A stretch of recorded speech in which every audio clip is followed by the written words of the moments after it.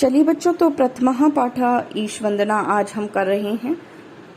तो ईश वंदना में सबसे पहले हम कोई भी कार्य करते हैं तो सबसे पहले हम ईश्वर की वंदना करते हैं। तो आज भी हम हमारी 7वीं कक्षा शुरू करने से पहले, संस्कृत की कक्षा शुरू करने से पहले हमारा प्रथम पाठ है ईश वंदना करेंगे। पहले मैं बोलूंगी, आपको अनुसरण करना है। ठीक है, आपको बोलना सीखना है कि हम कैसे उच्चारण करें। ठीक है बच्चों, तो चलिए शुरू करें।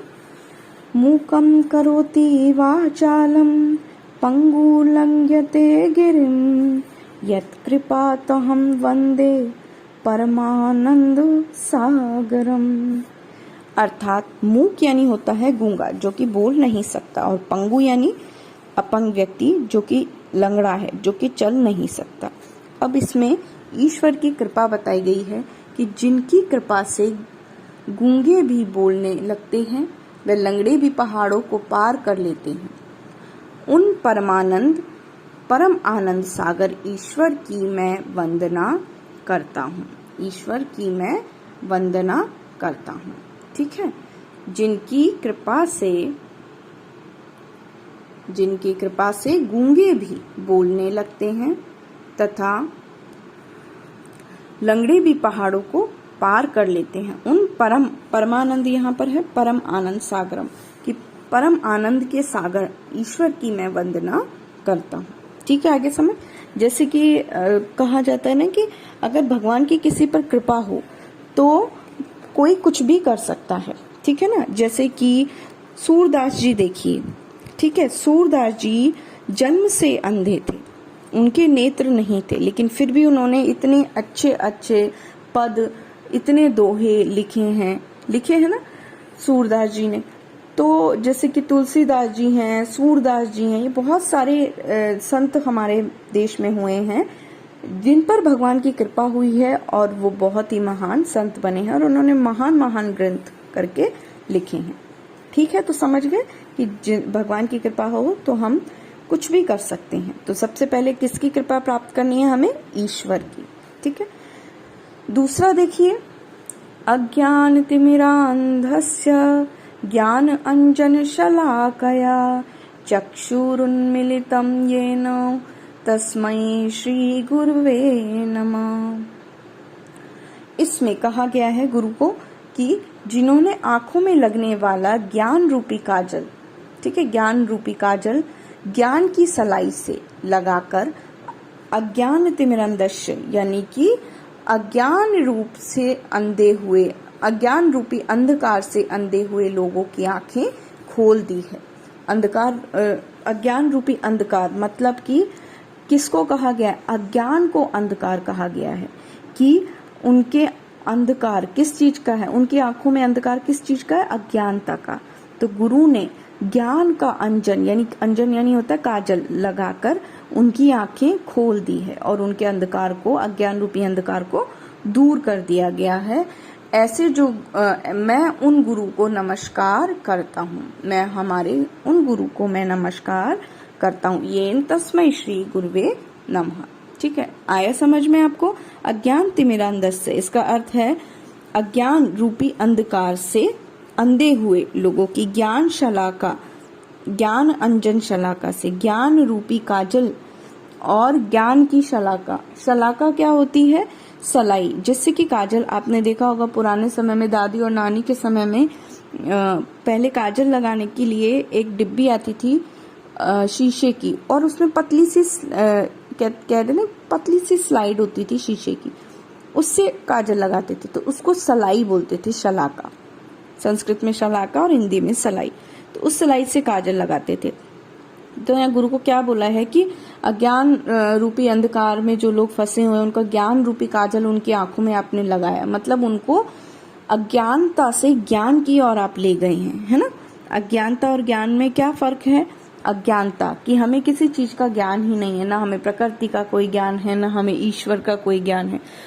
और जब हमें कोई ज्ञान हो जाता है तो हम क्या करते हैं? ये स्टोरी भी मैंने आपको सुनाई थी फर्स्ट डे, अज्ञानता, है ना, और अंधकार वाली, कि अज्ञानता क्या होती है।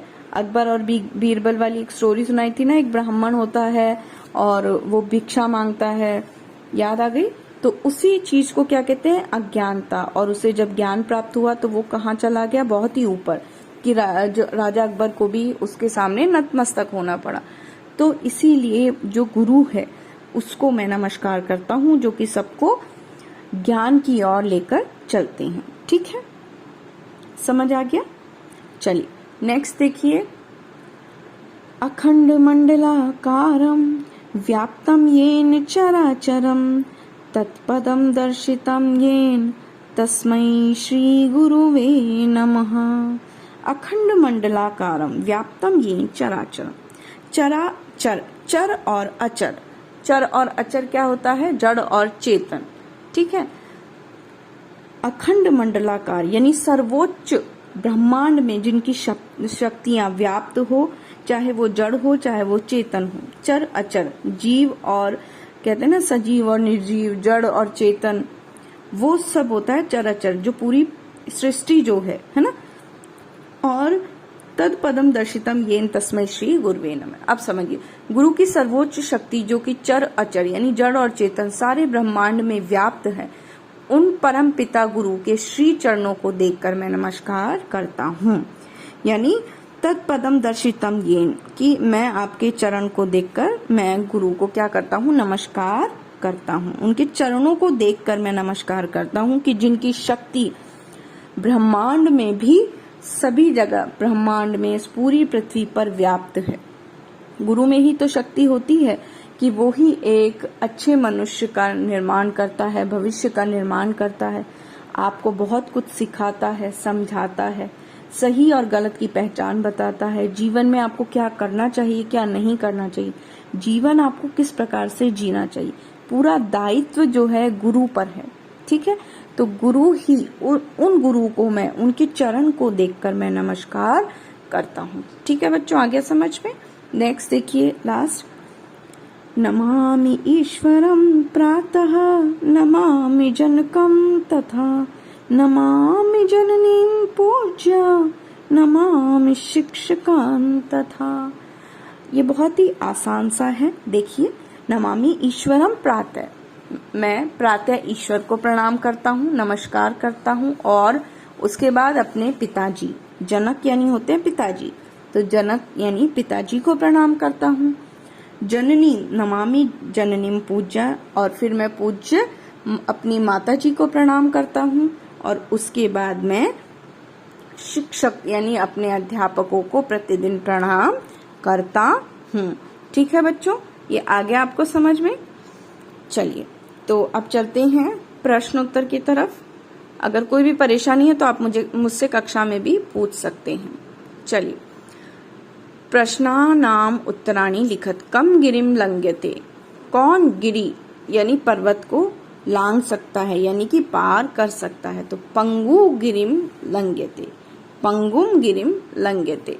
ठीक है, क्या आएगा? पंगुम गिरिम लंघ्यते, कि पंगु ही इसको, पहाड़ों को पार कर सकता है अगर भगवान की कृपा हो तो। कस्य कृपया मूकः वाचाला भवति, किसकी कृपा से जो मूक है मतलब गूंगा है बोलने लगता है ना? किसके कृपा से? ईश्वर की कृपा से। तो आ जाएगा परमानंद सागरस्य कृपया मूकः वाचालः भवति, परमानंद सागर की कृपा से मूक भी वाचाल हो जाता है, मतलब गूंगा भी बोलने लगता है।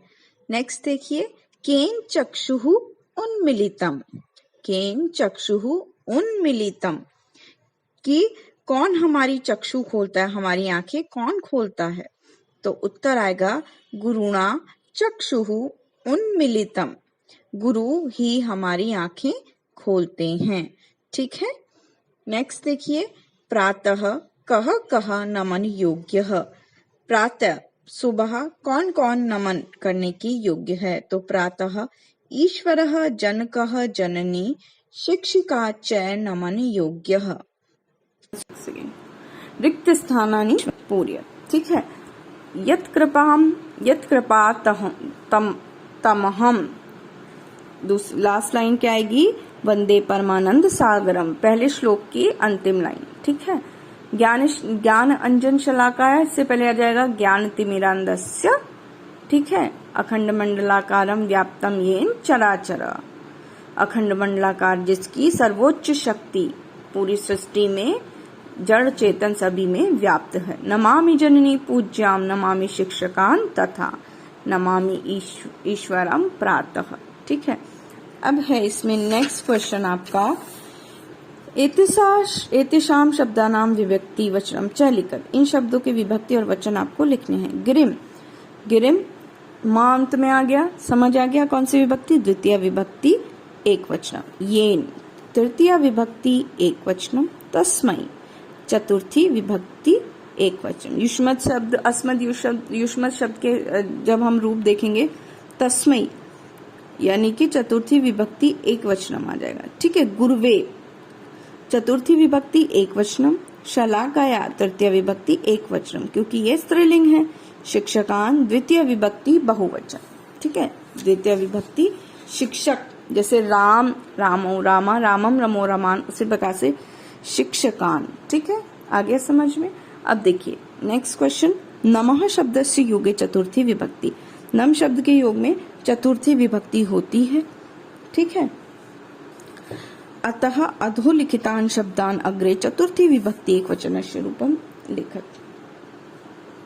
तो इसलिए क्या करना है हमें, इनके आगे विभक्ति लगाकर पीछे नमः लिखकर हमें लिखना है। ठीक है, अग्रे चतुर्थी विभक्ति एक वचन रूप लिखना है नमा लगाकर। ठीक है, तो राम शब्द का चतुर्थी विभक्ति होगी रामाय नमः, गणेश शब्द का गणेशाय नमः, सीता स्त्रीलिंग है, चतुर्थी विभक्ति में क्या बनता है, सीतायै नमः, देवी देव्यै नमः, तत् तस्मै नमः, सा तस्यै नमः, नदी नद्यै नमः, फलम फलाय नमः, सम्मेलनम कुरुत यत्कृपाम तमहम वंदे, तो क्या आएगा, परमानंद सागरम। ठीक है, का आ जाएगा तीसरे वाले में, अज्ञान तिमिरांधस्य ज्ञान अंजन शलाकया, इसमें आ जाएगा ख दूसरे सेकंड लास्ट में, नमामि जननी पूज्याम, नमामि शिक्षकान तथा लास्ट वाला ग, चक्षुरुन्मीलितम येनम तस्मै श्री गुरुवे नमः, अखंड मंडलाकारम व्याप्तम येन चराचर। ठीक है बच्चों, इसमें आपकी पुस्तक में देखिएगा, अस्य वंदनस्य यस्य महिमा वर्णिता स तस्य विषय निज भावम लिखत, इसमें से आपको अपने पर्सनल जो भाव हैं वो सारे आपको इसमें से लिखने हैं। ठीक है बच्चों, और बाकी सब कुछ मैंने करा दिया है, अगर कोई फिर भी आपको कोई प्रॉब्लम होती है तो मुझसे पूछ लेना। आज के लिए इतना ही, फिर मिलते हैं नेक्स्ट चैप्टर में। धन्यवाद।